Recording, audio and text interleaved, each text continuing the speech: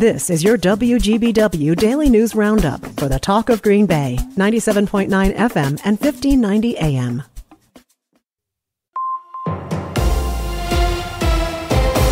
Civic Media News.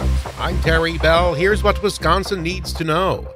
Wisconsin should be a safer place for judges now that Governor Evers has signed 29 bipartisan crime bills into law. 3 of them are a response to 143 violent threats against Wisconsin judges in the past year.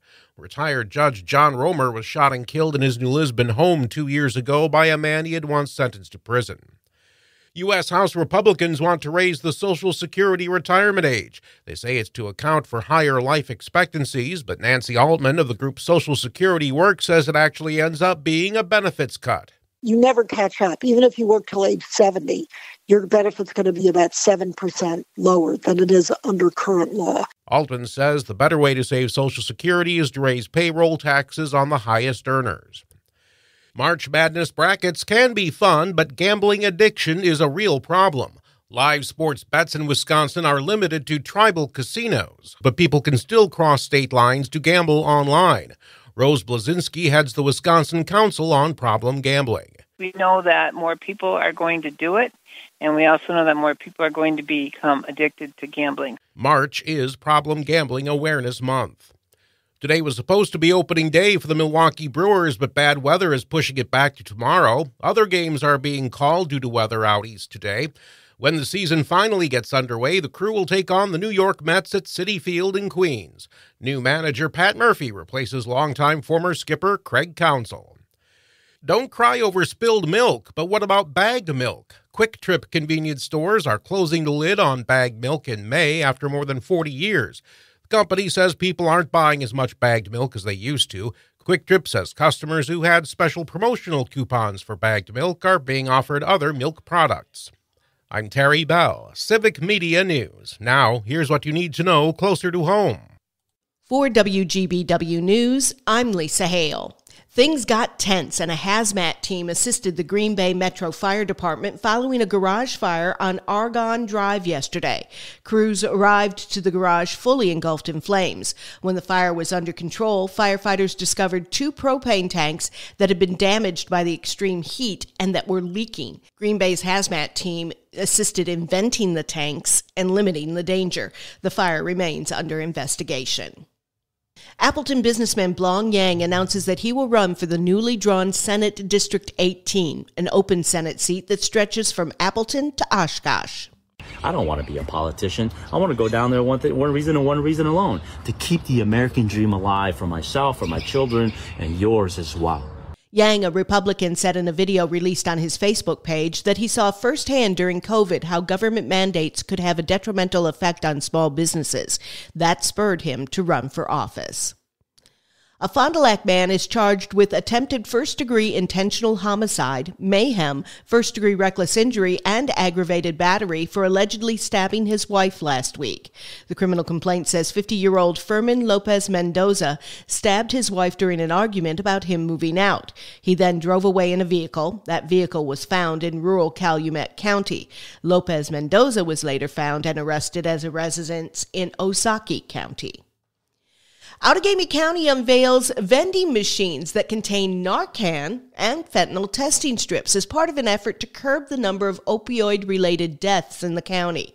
The vending machines at the Grand Chute Police Department and the Outagamie County Public Health Building also offer locks, hygiene products, feminine products, condoms, and medication disposal bags. All items are free. The Wisconsin Department of Public Instruction announces the allocation of almost $12 million in federal funding to help school districts meet the growing mental health challenges they face. Some of the area schools receiving grants include Appleton Area School District, Waiwega Fremont School District, West De Pere, Crivet School District, and Shawano School District. Berlin Area Schools and Ripon Area Schools also received grants. Residents of the Freedom School District face a $62.5 million referendum when they vote Tuesday. The referendum will fund major renovations at the middle and high school building and also a large addition. The school facility was built in 1941 and has several additions over the years, but officials say the space no longer fits the students' needs. And that's what you need to know. I'm Lisa Hale, WGBW News.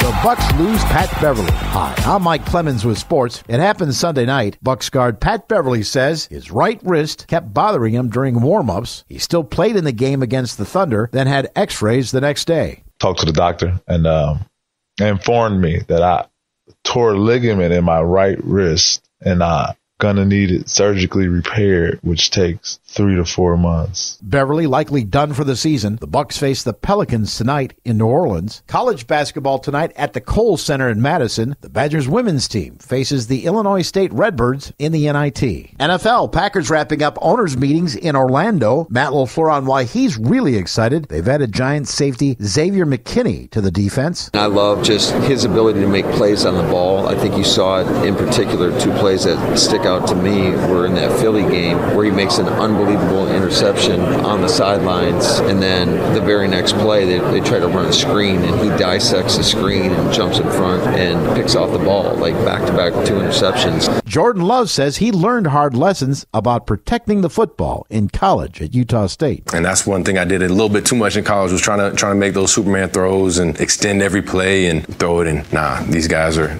fast in the NFL. They're going to recover on that ball and pick it. So just that fine line of understanding when to try and make those heroic plays and put the team on your back, and when to throw it away to, live to fight another down, things like that. Baseball, the Brewers and Mets game canceled due to poor weather in New York. The 2 teams will try again tomorrow. Bob Uecker says he'll be back in the broadcast booth for opening day next week at American Family Field. Then it's day to day after that. Uecker is 90 years old and has been calling Brewers games since 1971. Just a bit outside. With sports, I'm Mike Clemens. It is going to be a little warmer and less windy today. Mostly sunny, our high 41 this afternoon. The wind out of the west still at around 10 to 15, occasionally gusting to 20, but the wind will die down in the afternoon. Clear tonight, 24, increasing clouds 48 tomorrow with scattered rain showers by tomorrow night. I'm meteorologist Sean Cable. Currently, it's 28.